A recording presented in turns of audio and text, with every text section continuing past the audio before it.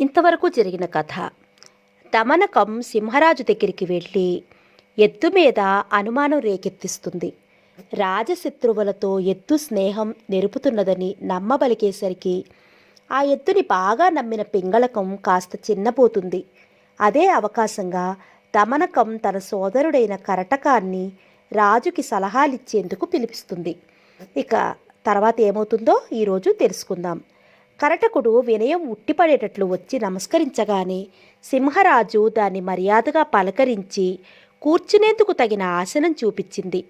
ఆ పైన అది దమనకుడి వైపుకు చూసి ఆ విషయాన్ని సంపూర్ణంగా వినిపించు ఇతనికి అని ఆదేశించింది. అప్పుడు దమనకుడు లేచి నిలబడి సంజీవుడు గతంలో ఎట్లా ఉన్నది, ఇప్పుడు ఎట్లా ఉన్నది చెప్పింది కరటకుడికి. ఆ పైన తాను రాజుగారు ఏమనుకున్నది వివరించింది. నేను చెప్పిన సంగతి రాజుగారి అభిప్రాయము రెండూ విన్నావు కదా, ఇప్పుడు నీకేమనిపిస్తుందో చెప్పు అన్నది.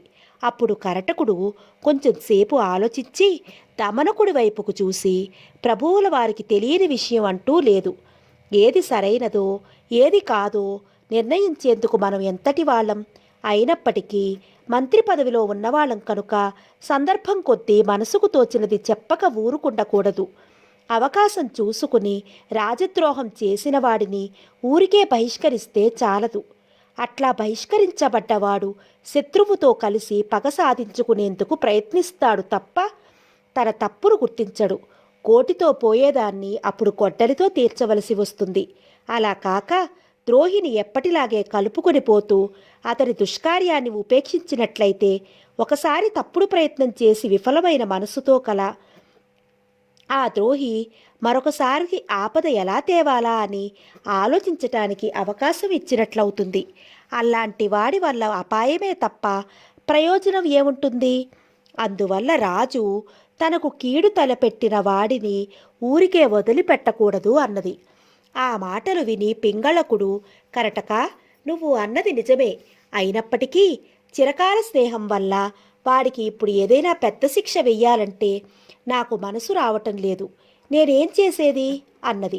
అప్పుడు కరటకుడు, ఆరోగ్యం కావలసిన వాడు వైద్యుడి నుండి ఔషధాన్ని ఎలాగైతే ఆశిస్తాడో అదే విధముగా రాజు అన్నవాడు తన సేవకుడి నుండి సద్భావనను ఆశించాలి. దేవర వారికి తెలియనిది ఏమున్నది? కొంచెము దూరదృష్టితో ఆలోచించారంటే ఏమి చెయ్యాలో దానంతటా అదే మనసుకు తట్టగలదు. నీతి ఎరిగిన రాజు జాగ్రత్తగా పరీక్షించి మంచివాడు అని తేలిన వాడిని చేరదీయాలి తప్పిస్తే ఎవరిని పడితే వారిని దగ్గర చేసుకుంటే చివరికి ముప్పు తప్పదు. మంద విసర్పిణి అనే పేను ఒకటి టిండిమం అనే నల్లితో సహవాసం చేసి ఆపదలో పాలు కాలేదా? ఆ కథ చెబుతాను వినండి అన్నది. నల్లి పేను కథ. అనగనగా మంద విసర్పిణి అనే పేరు ఒకటి ఉండేది. అది చాలా కాలంగా ఒక రాజుగారి మంచాన్ని ఆశ్రయించుకుని జాగ్రత్తగా మసులుకుంటూ జీవించేది. అంతలో ఒకనాడు డిండిమం అనే నల్లి ఒకటి ఆ మంచంలోనికి వచ్చి చేరుకున్నది. మంద విసర్పిణి దానికి ఎదురేగి స్వాగతం ఇచ్చి అతిథి మర్యాదలు చేసి కుశల ప్రశ్నలు వేసి ఇక్కడికి వచ్చిన కారణం ఏమిటి అని అడిగింది. అప్పుడు ఆ నల్లి, నాకు పరమమిత్రుడివైన నీ నుండి ఒక సహాయాన్ని కోరి ఇట్లా వచ్చాను. నీ అనుగ్రహం ఉంటే నా కోరిక అవలీలగా నెరవేరగలదు అన్నది. అయ్యో, నాకు ప్రాణ సమానుడివే, స్నేహితుడివే, నీ కోరిక నా వశంలో ఉన్నదైతే దానికి ఇంతగా అడగాలా? నీకు ఇవ్వటానికి పనికిరాని సంపద నాకంటూ ఉండి ఏమి ప్రయోజనం?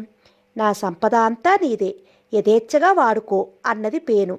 సంతోషించిన నల్లి, ఎంతో కాలంగా రకరకాల మనుషుల రక్తాలను రుచి చూసి ఉన్నాను, కానీ రాజుగారి రక్తాన్ని ఏనాడూ రుచి చూసి ఎరుగను. బియ్యపు అన్నాన్ని, ఎప్పటికప్పుడు చిలికిన ఆవు వెన్నను కాచిన నేతిని, తియ్యని పప్పుచారును, అద్భుతమైన కూరలను, రుచికరమైన పిండి వంటలను, వివిధ ఫలాలను, బలాన్నిచ్చే రకరకాల పానీయాలను, పలు రకాల మాంసాలను, ఆవు పాలను, సారాయలను, అనేక రకాల ఊరగాయలను, మేగడ పెరుగును, చక్కెర, పటిక బెల్లములను, సువాసన లీనే పలు ద్రవ్యాలను, ఇంకా ఇట్లాంటి మరెన్నో మంచి మంచి పదార్థాలను తింటూ ఎండకన్ను ఎరుగని రాజుల ఒంటి రక్తం చాలా రుచిగా ఉంటుందని విన్నాను. తప్పిస్తే ఎన్నడూ రుచి చూడలేదు. ఈ మంచం మీద నేను కూడా నివసించేందుకు అంగీకరించావంటే చాలు, నా ఈ ఒక్క కోరిక నెరవేరుతుంది. దయచేసి సరేనను అన్నది. అప్పుడు మందవిసర్పిణి మొహమాట పడింది. నల్లికి ఎదురు చెప్పలేకపోయింది. సరైన సమయం చూసుకుని తొందరపడకుండా రాజుగారు ఒళ్ళు మరిచి నిద్రపోయిన తరుణంలో ఆయనను మెల్లగా కొరికి నొప్పి తెలియనివ్వకుండా రక్తం పీల్చుకుని మెలకువతో ప్రక్కకి తప్పుకోవాలి, జాగ్రత్తగా మలుసుకోవాలి, సరేనా అని మాత్రం అనగలిగింది. నువ్వు ఎట్లా చెప్తే అట్లాగే చేస్తాను అని మాట ఇచ్చి నల్లి ఆ మంచంలోకి చేరుకున్నది. తను ఇంతకాలం అనుభవించటానికి వీలు కానిది ఇప్పుడు తన చేజిక్కేసరికి అది సంతోషం పట్టలేకపోయింది. ఆశ యొక్క వేగాన్ని ఇక ఆపుకోలేకపోయింది. రాజుగారు ఇంకా నిద్రలోకి జారీ చారకుండానే అది పోయి ఆయనను తనివితీరా కుట్టింది. మరుక్షణం ఆ రాజు చిచి అని చీదరించుకుంటూ ఉలిక్కిపడి లేచి తన కాళ్ళు ఒత్తుతూ దగ్గరలోనే నిలబడ్డ సేవకుడిని చూసి, ఓరి, ఏదో తేలుకుట్టినట్లు నా శరీరమంతా మండుతున్నది, వెంటనే దీపాన్ని ఒకదాని దగ్గరికి తీసుకురా అని ఆజ్ఞాపించాడు. వాడు వెళ్ళి దీపం తెచ్చేంతలో నల్లి జారుకొని దూరంగా నక్కింది. దీపాన్ని తీసుకువచ్చిన పరిచారకులు మంచాన్ని అన్ని వైపుల నుండి అనేక విధాలుగా పరీక్షించి చూశారు. వాళ్లకు నల్లి అయితే కనపడలేదు, కానీ మంచానికి ఒక ప్రక్కన చిన్న నలుసులాగా పట్టుకుని ఉన్న పేరు కనపడింది. రాజుగారిని కరిచింది ఇదే అని వాళ్ళు కాస్తా దాన్ని చంపేశారు.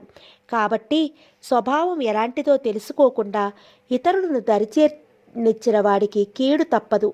ఆ కథను విని పింగళకుడు, నాకు కోపం తెప్పించిన జంతువు ఎంతటిదైనా సరే ప్రాణాలతో ఉండలేదు. ఈ సంగతి లోకం అంతటికీ తెలుసు. సంజీవకుడు నాతో పోరు కోరటం నిజంగా ప్రళయకాలపు అగ్నిలోకి దూకటమే కదా. అయినా నువ్వే చెప్పు, సంజీవకుడు నాకు ఏం కీడు చేయగలడంటావు అన్నది. అది విని కరటకుడు, మనతో చాలా కాలంగా పరిచయం ఉన్నవాడికి మన గురించిన రహస్యాలు అనేకం తెలిసి ఉంటాయి. అలాంటివాడు అల్పజీవి అయినప్పటికీ ఏదో ఒక విధంగా మనల్ని సాధించగలడు. ఎలాంటి వారైనా ఒకప్పుడు కాకపోతే మరి ఒకప్పుడు పరాకుగా ఉండవచ్చు కదా. అలా పరాకుగా ఉన్నప్పుడు అల్పుడైన శత్రువుకు కూడా అవకాశం లభిస్తుంది. నీతి తెలిసినవాడు శత్రువుని అల్పుడేలే అని వదిలిపెట్టడు అన్నది. అది విని పింగళకుడు కొంచెం ఆలోచించి, మనం ఈ సమయంలో సంజీవకుడికి ఏదైనా కీడు చేశామంటే లోకం మనల్ని నిందిస్తుంది తప్ప అసలు రహస్యం బయటికి రాదు. లోకంలో రాగల చెడ్డ పేరుకు భయపడాలి. అంతేకాదు, ఆలోచించకుండా త్వరపడి నిర్ణయాలు తీసుకునే రాజును చూసి మంత్రివర్గం విరక్తి పాలవుతుంది. దానివల్ల ఇక పనంతా చెడిపోతుంది. అందువల్ల నాకు చివరగా ఏమనిపిస్తున్నదో చెబుతాను వినండి. దమనకుడు సంజీవకుని దగ్గరికి పోయి అతనితో, నువ్వు రాజద్రోహులతో స్నేహం చేస్తున్న సంగతి రాజుగారికి తెలిసిపోయింది. ఆయన చాలా కోపంగా ఉన్నాడు. అయినప్పటికీ ఆయన దీనవత్సలుడు, దీనుల పట్ల దయగలవాడు కనుక నువ్వు నా వెంట వచ్చి నీ తప్పును ఒప్పుకుని ప్రార్థించినట్లయితే నిన్ను క్షమించగలడు అని చెప్పు.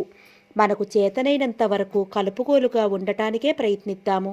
నీచాహ కలమిచ్చంతి సంధిం ఇచ్చంతి సాధవః.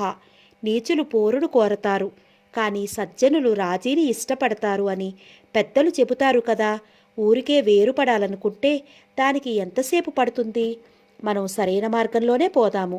సంజీవకుడు నీ మాటలు విని అనుకూలుడై మన దారికి వచ్చినట్లయితే మేలు, లేదంటే తన చేతలకు తగిన ఫలితం అనుభవిస్తాడు అని దమనకుడిని చూసి, ఇక నువ్వు పోయిరా, మనం ఇక్కడ మాట్లాడుకున్న విషయాలేవి అక్కడ ప్రస్తావించకు అన్నది. అప్పుడు దమనకుడు సరే అని తల ఊపి మెల్లని నడకలతో సంజీవకుడిని చేరబోయాడు. ముఖంలో దీన భావనతోటి, వడికే కాళ్లతోటి తన దగ్గరికి వచ్చిన ఆ నక్కను చూసి సంజీవకుడు ఎదురేగి తోడుకొని వచ్చి తగిన ఆసనం మీద కూర్చోబెట్టి, ఎందుకు ఇలా విచారంగా ఉన్నాడు అని మనసులో అనుకుంటూ, మీరంతా కులాసాగా ఉన్నారు కదా అన్నాడు. దానికి దమనకుడు నిట్టూరుస్తూ, ఇతరులకు ఊడిగం చేసుకునేవాడికి కులాసాకు ఎంత దూరం? రాజసేవకుడు అన్నవాడు చావుకి దగ్గరైన వాడితో సమానం. రాజుగారి అనుగ్రహం నమ్మకం పొంది ఎక్కువ కాలం సుఖిద్దామనుకునేవాడు ఎండమావుల్లో పారే ఏటిని చూసి దాహం తీర్చుకునేందుకు పరుగులెత్తేవాడే. రాజుగారి అనుగ్రహానికి ఏకాంతంలో కూడా ఆరాటపడేవాడే వెర్రివాడు ధీరుడు అనిపించుకోడు అన్నది. అది విని సంజీవకుడు, నీ మాటల తీరును బట్టి చూస్తే ఏదో విశేషం ఉన్నదని తోస్తున్నది అని తమను ఒంటరిగా వదిలి అవతలికి వెళ్ళమన్నట్లుగా తనకు ఇరువైపులా చూశాడు. దగ్గరలే ఉన్న కాటక పాటకలిద్దరూ వెంటనే లేచి దూరంగా పోయారు. అప్పుడు దమనకుడు కళ్ళతోటే వారి వైపు చూపిస్తూ, వీళ్లను దగ్గర చేసుకోవటమే నీ కష్టాలకు మూలమయ్యింది అన్నది. అది విని సంజీవకుడి మనస్సు భయంతో నిండిపోయింది. ఏమయింది? అక్కడ ఏం జరిగింది అని ఆ ఎత్తు ఆత్రంగా ప్రశ్నించింది దమనకుడిని. అప్పుడు దమనకుడు సంజీవకునితో, ఏమీ తెలియని వాడిలాగా మాట్లాడుతున్నావు. కాటక పాటకులు రాజద్రోహులు అని తెలిసి వాళ్లతో స్నేహం చేస్తున్నావే. రాజుగారికే కాదు, ఎవ్వరికైనా ఇది తప్పు అని అనిపించకుండా ఉంటుందా? నువ్వు చేస్తున్న ఈ పని తెలుసుకుని రాజుగారు ఎక్కడిలేని కోపంతో మండిపడుతున్నారు. గతంలో నువ్వు నా మాట కొత్తి రాజుగారి పంచన చేరావు కాబట్టి ఉన్నమాట చెబుతాను విను. సంజీవకుడి పక్షాన చేరిన వాళ్ళు ఎవరు ఎదురుపడ్డా వాళ్లను ఆ క్షణంలోనే యమపురికి పంపిస్తాను అని సింహరాజు పరమ గంభీరంగా ప్రతిజ్ఞ చేశాడు. ఇప్పటికిప్పుడే సంజీవకుడిని వెంట పెట్టుకురా అని నన్ను పంపాడు. ఆ పైన నీ ఇష్టం వచ్చినట్లు చెయ్యి. ఇంతటి చెడు ఊరికే పుట్టదు. దగ్గర చేరిన వాళ్లే ఎవరో నీ పైన చాడీలు చెప్పి ఉంటారు. ఇంకా ఇలాంటివి ఏమేమి పుట్టనున్నాయో తెలియదు. ఇవాళ నీకైంది, రేపు మాకు కావచ్చు. జరిగిన దానికి విచారపడి ఫలితమేమున్నది? ఏనాడైతే రాజుగారిని సేవించేందుకు బానిస మాదిరి ఒప్పుకున్నామో ఆనాడే మనమందరం మృత్యువు నోట్లో పడ్డాం. అందువల్ల దేన్నో తరుచుకుని ఏడవకూడదు. అది సముద్రాన్ని దాటేశాక వంతెన కట్టడం అవుతుంది తప్ప తెలివైన పని కాదు అని నిట్టూర్చి దుఃఖాన్ని బాధని అభినయిస్తూ తలవంచుకుని క్రిందివైపుకు చూస్తూ ఊరుకున్నది. వజ్రాయుధం కొండను ఛేదించినట్లు దమనకుడి ఆ మాటలు సంజీవకుడి ధైర్యాన్ని బ్రద్దలు చేశాయి. భయం క్రమ్ముకొనగా అది కొంతసేపు నిశ్చేష్టమై ఉండిపోయింది. చివరికి అది మనసును గట్టి చేసుకుని దమనకుడిని చూస్తూ, ప్రతిక్షణము రాజుగారికి మేలునే కోరాను తప్పిస్తే కీడుని కలనైనా తలపలేదే. శత్రువులకైనా కీడు తలపెట్టాలని నా మనసు కోరుకుంటుందా?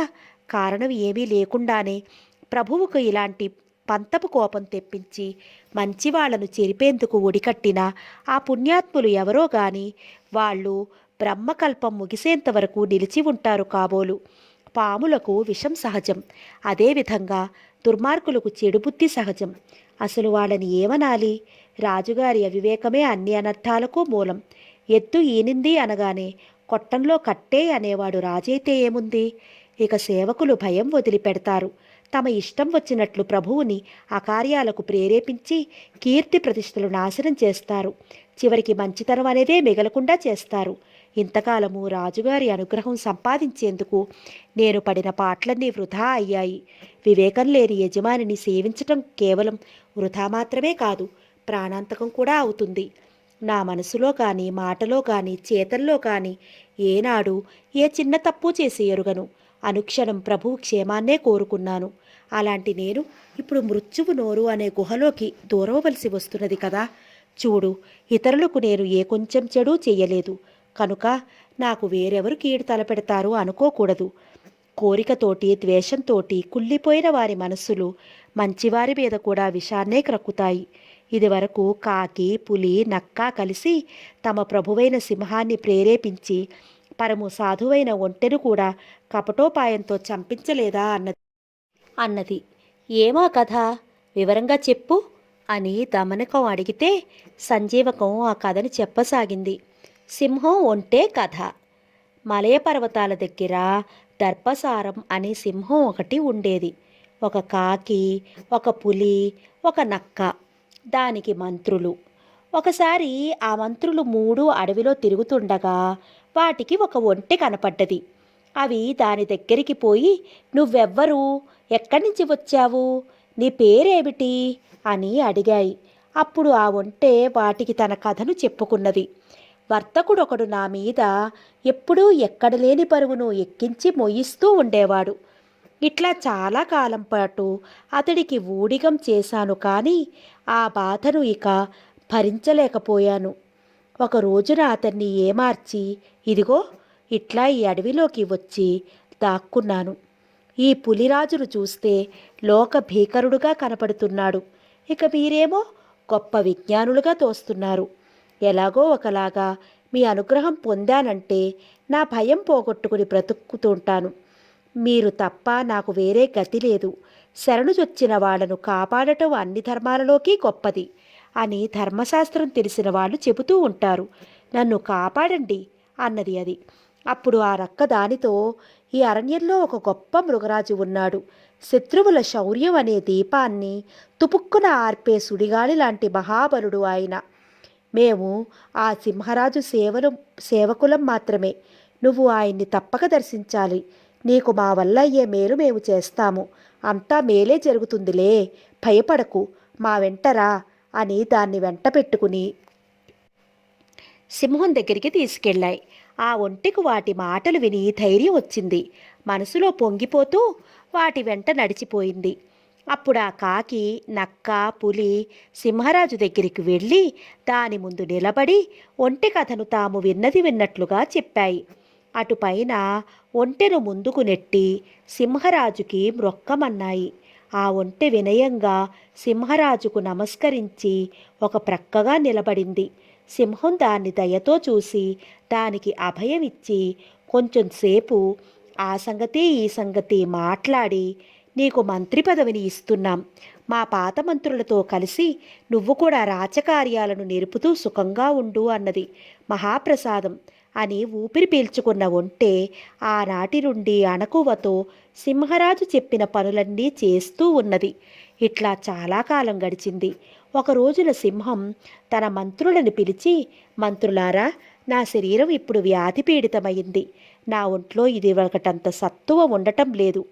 ఇప్పుడు అడవిలో తిరగలేను. నా ఆరోగ్యం బాగై శరీరంలోకి కొంత శక్తి వచ్చేంత వరకు నాకు మీరే ఆహారం సంపాదించి తెచ్చి ఇవ్వాలి అన్నది.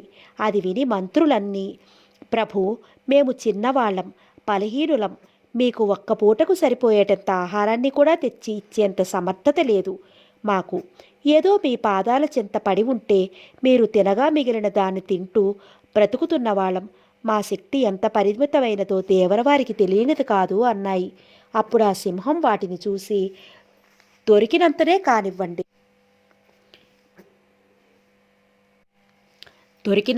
కానివ్వండి, కొంచెంతోటే సర్దుకుంటాను. అది కాక ఇప్పుడు నేనేం చేసేది? గతంలో చేసిన పనుల వల్ల నాకు ఇప్పుడు ఈ వ్యాధి ఒకటి దాపురించింది. నడిచేందుకు ఏ కొంచెం శక్తి ఉన్నా మిమ్మల్ని కష్టపెట్టేవాడిని కాదు. అందువల్ల భయపడకండి. అడవిలోకి వెళ్ళి ఎలాంటి మాంసమైనా పర్వాలేదు, ఎంత దొరికితే అంత తీసుకుని రండి, పొండి అని ఆజ్ఞాపించింది.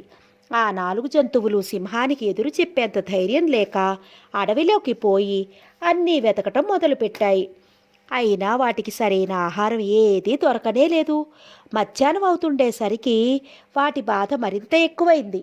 4 వేటికవి వేరువేరు దిక్కుల్లో పోయి మాంసం ఎంత వెతికినా సరే దొరకట్లేదు. అట్లా వెతుకుతూ వెతుకుతూ చివరికి కాకి, పులి, నక్క మాత్రం ఒక చోట కలుసుకున్నాయి. చూడగా ఆ మూడింటిలో దేని దగ్గర ఒక్క మాంసపు ముక్క కూడా లేదు. అప్పుడు కాకి మిగిలిన రెండిటితో అన్నది, మీరు ఏ కొంచెం మాంసాన్ని కూడా సేకరించినట్లు అనిపించటం లేదు. మీ అంతటి వాళ్ళకి చేతకాని పని అల్పజీవిని, పక్షిని నాకెట్లా సాధ్యం? మధ్యాహ్నం అయింది. ఇంకా తిరిగితే దానివల్ల పనికి మారిన ఆయాసమే తప్ప ప్రయోజనం ఏమాత్రం ఉండేటట్లేదు. మురకరాజేమో మన కోసం రాక కోసం ఎదురు చూస్తూ ఉంటాడు. ఆయన దగ్గరికి ఉత్త చేతులతో వెళ్ళటం కుదరదు. ఇంతకాలము మనం ఆయన తెచ్చి ఇచ్చిన మాంసాన్ని పొట్టనిండా తిని కాలు బయట పెట్టకుండా నిశ్చింతగా బ్రతికాం. ఆయనకి ఇప్పుడు ఒక కష్టం వస్తే ఒక్క పూటకు సరిపడేంత భోజనమైనా తెచ్చి ఇవ్వలేని మనలాంటి సేవకులు ఎందుకు? ఇప్పుడు నా మనసుకు ఒకే మార్గం కనపడుతున్నది. దాన్ని విని మీకు తోచిన విధంగా చెయ్యండి అన్నది వాటితో. ఆ పైన అది నలువైపులా కలయి చూసి మిగిలిన వాటికి దగ్గరగా జరిగి గొంతు తగ్గించి మెల్లగా మనం ఈ ఒంటిని సరిపెట్టి ఇవాల్టికి ఎలాగో ఒకలాగా రాజుగారి పనిని నెరవేర్చామంటే రేపటి సంగతి రేపు చూసుకోవచ్చు.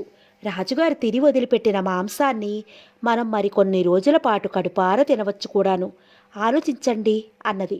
మన రాజుగారు ఆ ఒంటెకు మంత్రి పదవిని ఇచ్చి చాలా గౌరవిస్తూ వస్తున్నాడు. అందువల్ల అంత త్వరగా దాన్ని చంపి తినడు. మనకై మనం అట్లాంటి పని ఏమైనా చేశామంటే ఆయన మనసుకు నొప్పి కలుగుతుంది. ఆకలి కొన్నవాడికి తను చేసే పనుల్లో మంచి చెడులేవి పట్టవు. సొంత వాళ్ళని చంపేందుకైనా పాల్పడతాడు, కానీ ఇది తప్పు పని కదా అనుకోడు. ఆకలి బాధ వల్ల కాకపోతే పాము తన గ్రుడ్లను, ఆడపులి తన పిల్లలను ఎందుకు తింటాయి అన్నది కాకి మళ్ళీ అందుకొని. అది విని పులి ఇట్లా అన్నది, మన రాజుగారు ఆకలికి తట్టుకోలేక ఒంటెను చంపితే చంపనివ్వండి, దాంతో మనకు సంబంధం లేదు. మనం ఆయన దగ్గరికి వెళ్ళి భయపడకుండా మనం పడిన కష్టాలన్నీ వివరిద్దాం. అటుపైన ఏం చేయాలి అనేది మనము ఆయన కలిసి ఆలోచిద్దాం అన్నది. సరే అన్నాయి మిగిలిన రెండు. అప్పుడు ఒంటె ఇంకా తిరిగి రాకనే ఈ మూడు వెళ్ళి సింహం ముందు నిలబడ్డాయి. ప్రభు, ఏం చెయ్యాలి? తిరగరాని చోట్లన్నీ తిరిగాము, పడరాని పాటలన్నీ పడ్డాము. ఇంత శ్రమపడి ఏం ప్రయోజనం? ఎంతో కరుణతో మా రక్షణను, పోషణను సొంత పనుల మాదిరి బాధ్యతతో నిర్వర్తించే మా ప్రభువుల వారికి మా వల్ల ఆవగించంత ఉపయోగమూ కలగలేదు. అయినా మా విన్నపం ఒకటి కాదనకుండా వినండి. ప్రభువుల వారు ఆకలి బాధ వల్ల చాలా డస్సిపోయి ఉన్నారు. మాలో ఒకడిని తిని మీ ఆకలిని తీర్చుకోండి. మా ఈ ప్రార్థనను మన్నించండి అన్నాయి. ఆ మాటలు విని సింహం హరిహరి అని చెవులు మూసుకుని ఎంత మాట వినాల్సి వచ్చింది. ఇంతకాలం పాటు కాపాడి ఇప్పుడు ఒక్కరోజుకు సరిపడా ఆహారం దొరకలేదని మిమ్మల్ని తింటే ప్రజలు నన్ను తప్పు పట్టరా? ఇలాంటి పిచ్చి ఆలోచనలు కట్టి పెట్టండి అన్నది. అప్పుడు నక్క కాకిని చూసి, నువ్వు చాలా చిన్నదానివి, నిన్ను తిన్నంత మాత్రాన రాజుగారి కడుపు నిండదు, ప్రక్కకు జరుగు, నా శరీరాన్ని ప్రభువుల వారికి అర్పించి కృతార్థుడినవుతాను అన్నది.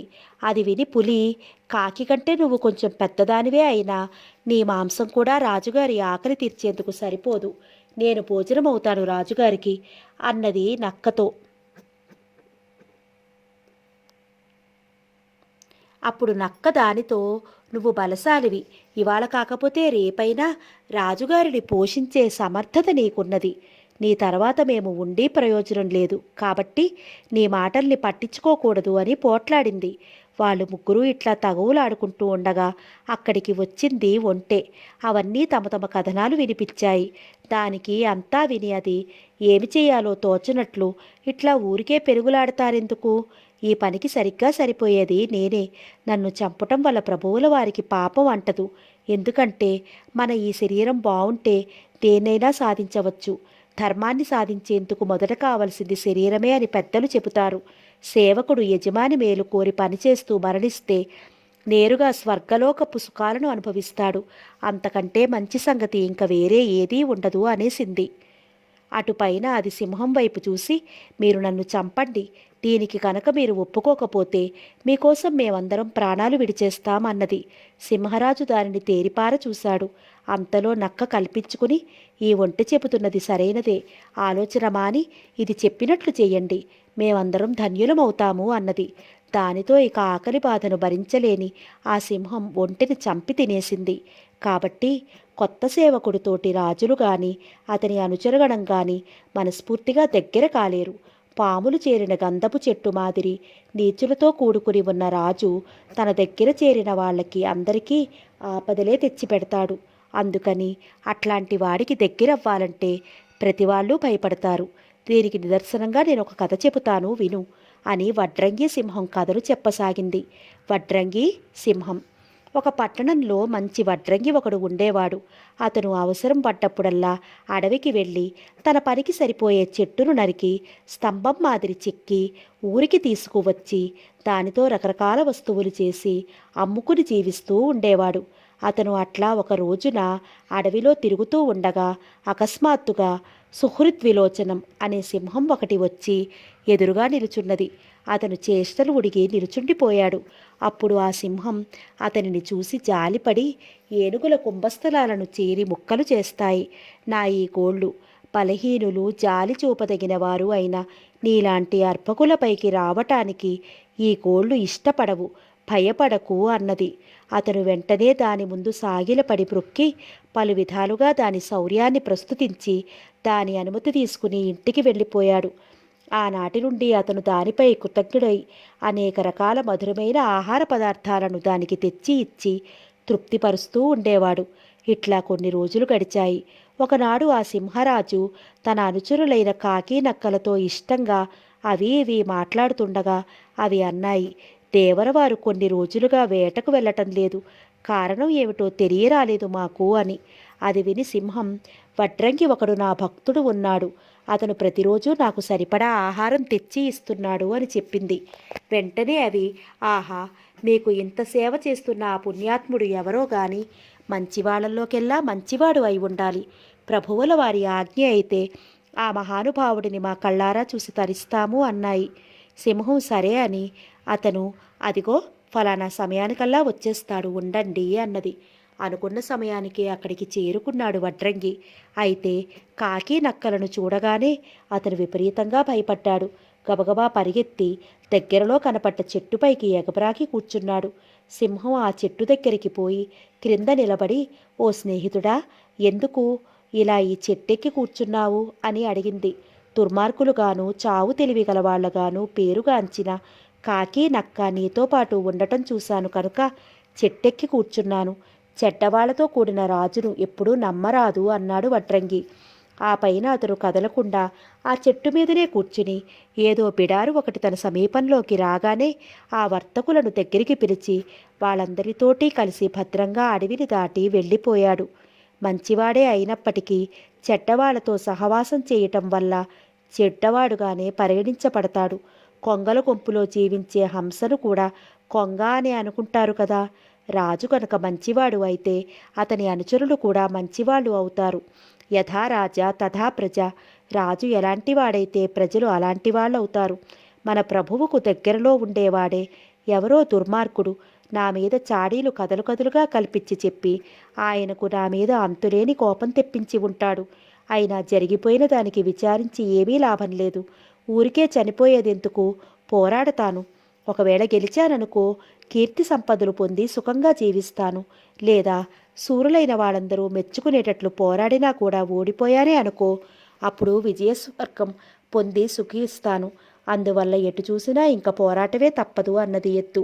అప్పుడు దమనికం, నువ్వన్నది నిజమే, సూరులైన వాళ్ళు మెచ్చే మార్గం. అయినప్పటికీ ఏదైనా ఉపాయంతో శత్రువులను తప్పించుకోవాలి. సామదాన భేద దండోపాయాలలో చివరిది పోరాటం. అది మంచిదే, గౌరవనీయమే. కానీ వీరమరణమే గొప్పదని భ్రాంతి చెంది గొప్పవాళ్లతో ఢీకొని చచ్చిపోవటం సరైన పని కాదు. జీవన్ భద్రాని పశ్యతి. ప్రతి జీవి భద్రంగా ఉండాలనుకుంటుంది అని పెద్దలు చెబుతారు. దాన్ని పాటించాలి కదా. మన వల్ల అయ్యేదాన్ని, శత్రువు బలాబలాలను రెండింటికి తెలుసుకుని ఒకసారి జయం నిశ్చయం అని స్థిరపడ్డాక పోరాటం మొదలుపెట్టాలి.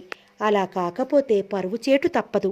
గతంలో సముద్రుడంతటి వాడు కూడా ముందు వెనుకలు ఆలోచించకుండా ఒక తీతువు పిట్టను ఓడించాలని చూసి తనే ఓడిపోయి పరువు పోగొట్టుకున్నాడు. ఆ కథ చెబుతాను విను అని తీతువు సముద్రం కథను ఇట్లా చెప్పసాగింది. తీతువు పిట్ట, సముద్రం. సముద్రపు ఒడ్డున ఒక పెద్ద చెట్టు ఉండేది. దానిమీద గూడు కట్టుకుని ఒక తీతువు పిట్ట, దాని భార్య నివసించేవి. కొంతకాలానికి ఆ ఆడపక్షి గుడ్లు పెట్టే సమయం వచ్చింది. మొదటిసారి తండ్రి కాబోతున్న మగపిట్టకు చాలా సంతోషం వేసింది. అది చాలా ప్రేమగా భార్యను చేరి, నీకేది ఇష్టమో అడుగు, ఎంత శ్రమపడైనా సరే నీ కోరిక నెరవేరుస్తాను అన్నది. అప్పుడు ఆడపక్షి దానితో, చాలా కాలంగా నా మనసులో కొంత భయం ఉన్నది. అమావాస్య పౌర్ణమి రోజుల్లో